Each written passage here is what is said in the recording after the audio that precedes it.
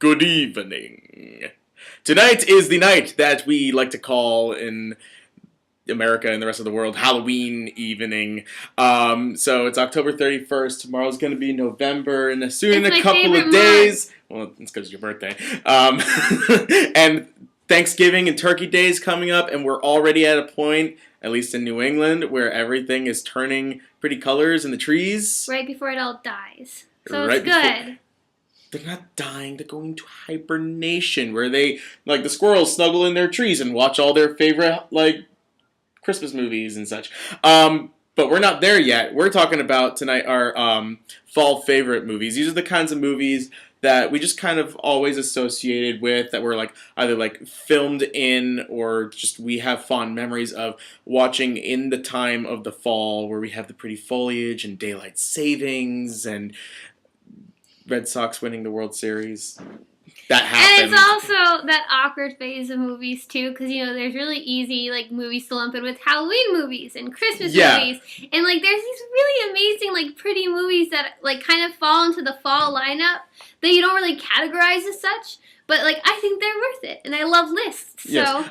Yes. This is a completely different kind of fall movie. If you want to check out movies in terms of, you know, Halloween, we got a whole list. Everyone on the site contributed to it. I'll put a link in the description.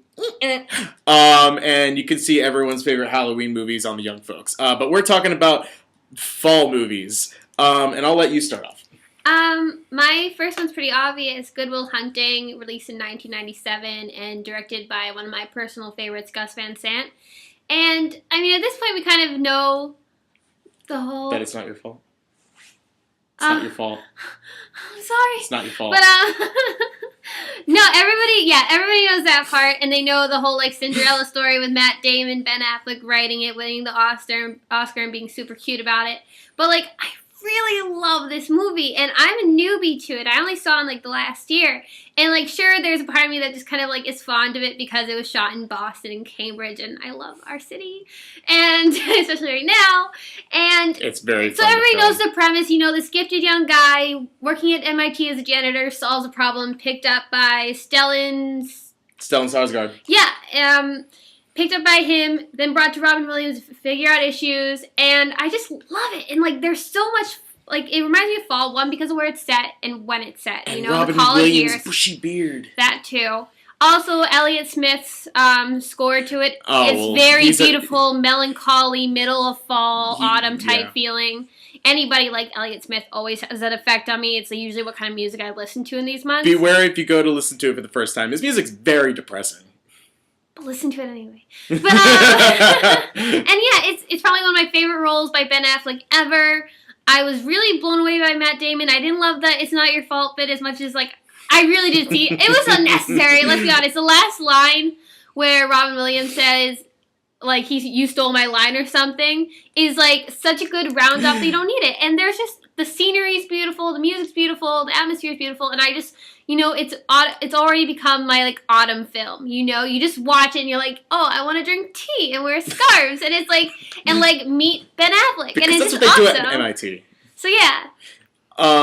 Well, actually, my first pick for fall movies is also a movie that happens to be set at a university in the city of Boston. I liked The Social Network a lot. It came out, like, October 1st of, like, 2010, which was, like, my freshman year of college. I didn't see it until, like, a couple of months after that. But ever since, I just always turn it on in the fall, and it's just kind of, you get that beauty and that aesthetic of Cambridge, like, at that time of year. I go up there, like, every weekend now. And obviously, you know, David Fincher did an amazing job at directing, as he always does. Jesse Eisenberg does a great job portraying Mark Zuckerberg. Andrew Garfield, Peter Parker, and JT's best acting chops ever. That he's going to show. Except for on Saturday Night Live, in my personal opinion, because bringing on down to Facebookville. So, yeah, let's move on to your number two. Dead Boat Society, because we're going on a school theme, apparently. I guess. And everyone's in school now, I guess. That was directed by Peter Weir and released in 1989. It's more Robin Williams and another great role of his. This was the year of me like discovering. What's the line that they say when they stand on the table? My captain, my captain. My captain, my captain. But my couch is new, so sit down. Oh,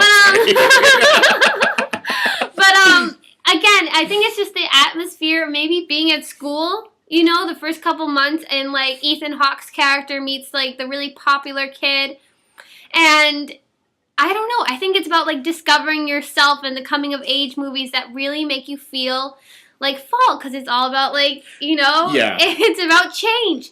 And like, oh my god, you just English majored me. I know, right? And then wow. So good. I don't know. I think again, it's really all just about how it's shot, and it's beautiful. It is such a pretty film, and it's such like a gut wrenching film that I didn't expect. So again, I think the poetry and the idea of these like young guys forming a society just to talk about poetry is like adorable, first off. And it just, you know, it's easy, and it's one of those really easy like late 1980s, early 1990s film, kind of like the Cider House Rules, where it's just like it's an easy film to watch. You want to watch it, you can just lay around and watch it, and I'm going to watch it again soon. Sweet. Your second. My second, I'm just beginning to realize, is also technically a sort of school movie. We didn't think this through beforehand, but not really. It just kind of ended up happening. Harry Potter and the Prisoner of Azkaban, which you can pretty much catch every other weekend on ABC Family, I guess. I don't know. There was something about Alfonso Cuarón. Again, you just talked about him directing Gravity a couple of weeks ago.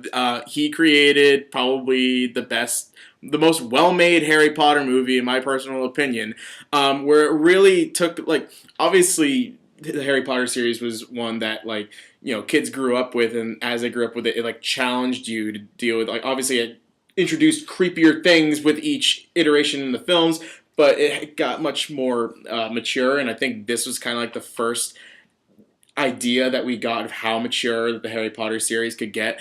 And obviously it had like a very kind of like Halloween theme to it. You had werewolves and in all the original Dementors. Trailers, they always had that Something Wicked This Way Comes song playing. They did. And like the shot of all the pumpkins super and Hagrid's iconic. patch.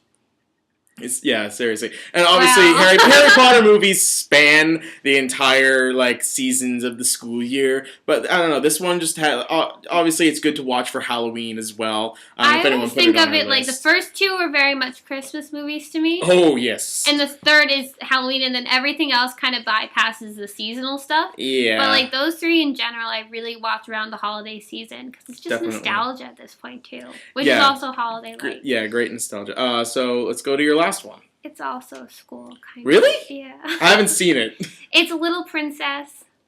Also directed by Alfonso Cuarón.